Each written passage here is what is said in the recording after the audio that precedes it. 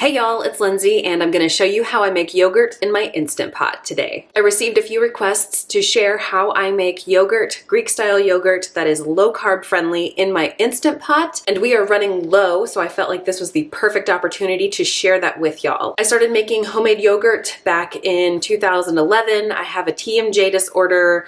There's a whole lot of mess that was involved with that. I went on a soft foods liquid diet for about a year and had to learn how to make yogurt myself because the cost was exorbitant when we were living on a reservation. So that's the Cliff Notes version of why I started making yogurt. But I fell by the wayside when we moved numerous times and my jaw healed enough to where I could eat solid foods again. So I kind of stepped away from the practice of making yogurt on a weekly basis.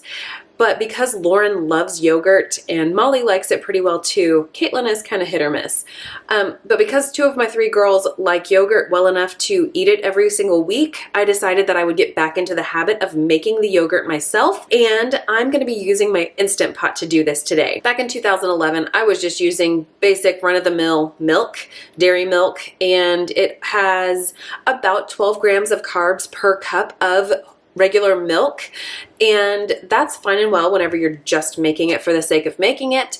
But because we follow a lower carb lifestyle, I wanted to try out the Fairlife milk right here. The Fairlife milk, I have used this multiple times now and it turns out really, really good. This is the whole milk and this has only 6 grams of carbs per 1 cup serving, which is phenomenal, to be honest.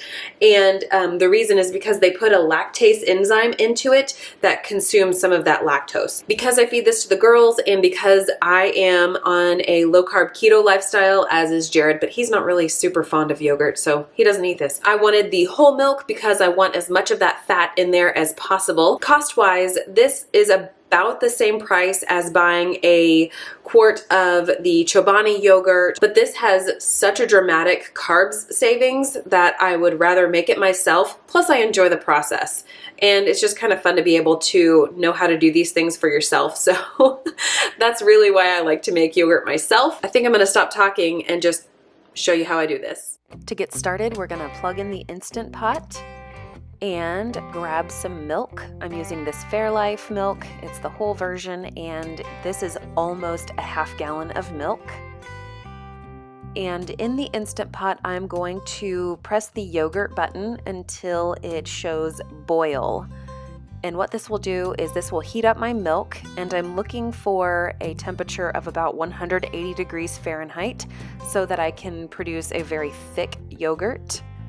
And I'm going to use the lid to help this process move more quickly, keeping it on the venting setting for the pressure valve.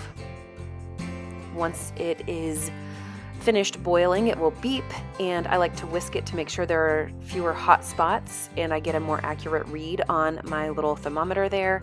You can use a regular candy thermometer or whatever kind of kitchen thermometer you have.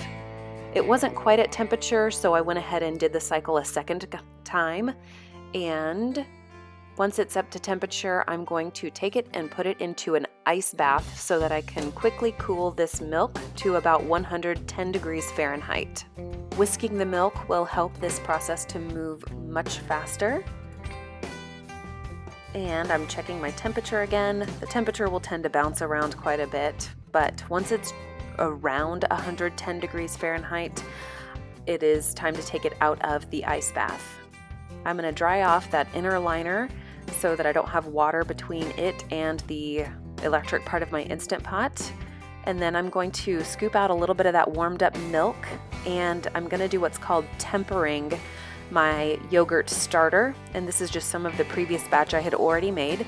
By doing this, I am ensuring that my starter does not get killed off by scalding that the cultures that are in that yogurt. I'm going to dump that into the Instant Pot, close her up, and I'm going to change the setting to the clock, and I'm going to put it on the 8-hour setting so my heat is normal, but I'm going to bump up the time to 15 hours, and the clock will actually start at 0 and then count up to 15.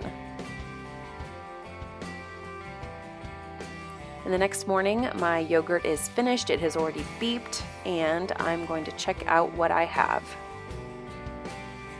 It's really thick with large curds whenever I first start to pull it away from the sides, which is exactly what I'm looking for. But I'd like to strain off some of that whey, which is where a lot of the carbohydrates hang out.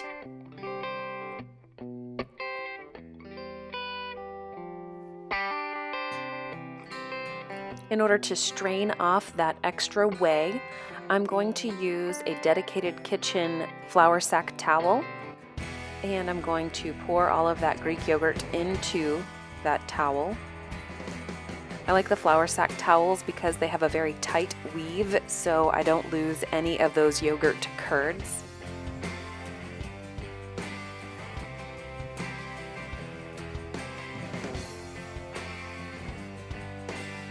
I also have dedicated hair elastics for my kitchen, and I use these often whenever I am making kefir or kombucha or yogurt like today.